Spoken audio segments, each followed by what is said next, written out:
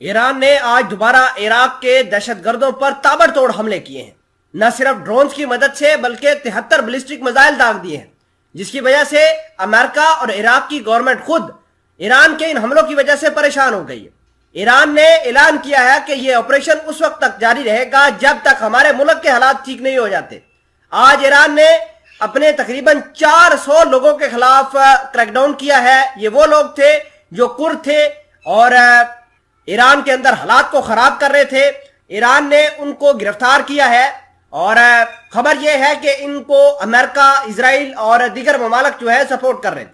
کل ایران کے supreme leader آیت اللہ خامنئی نے بھی اعلان کیا تھا کہ ہمارے ملک کے اندر جو فسادات چل رہے ہیں ان کے پیچھے امریکہ اور اسرائیل موجود ہیں، اس کی وجہ سے ہمارے ملک کے حالات بہت زیادہ خراب ہیں۔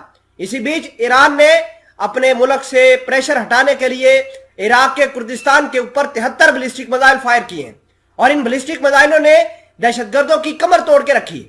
تمام تر چیزیں آج کی اس ویڈیو میں ڈیٹیل کے ساتھ ڈسکس کریں گے۔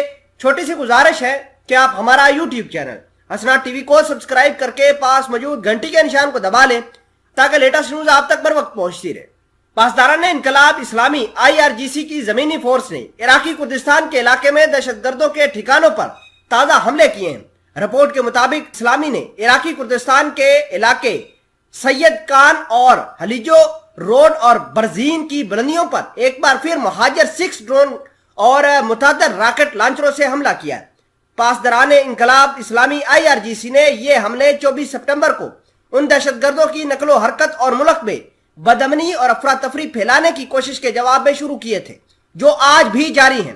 رپورٹ کے مطابق سپاہ پاسداران انقلاب اسلامی کے زمینی افواج کے کمانڈر جنرل محمد پاکپور نے ان حملوں سے پہلے اور ان حملوں کے دوران عراق کے شمالی علاقوں کے حکام کی طرف سے انقلاب مخالف دہشت گردوں کی سرگرمیوں کو ختم کرنے کا فیصلہ کرنے کی ضرورت کا ذکر کرتے ہوئے کہا تھا کہ فوجی آپریشن دہشت گردوں کے مکمل خاتمے تک جاری رہیں گے۔ ان کا یہ بھی کہنا تھا کہ حملے میں زمین سے زمین پر مار کرنے والے 73 بیلسٹک میزائلوں اور درجنوں خودکش ڈرون طیاروں نے دہشت گردوں کے مطلوبہ ٹھکانوں اور اہداف کو سٹیک نشانہ بنایا ہے اور ان کو مکمل طور پر تباہ کیا ہے۔ امریکہ اور اس کے علاوہ عراق کی گورنمنٹ بھی بہت زیادہ پریشان ہے، کیونکہ ایران کا یہ کہنا ہے کہ جب تک ہمارے ملک کے اندر حالات ٹھیک نہیں ہوتے ہم دیگر ملکوں کا بھی امن اور چین برباد کر کے رکھیں گے۔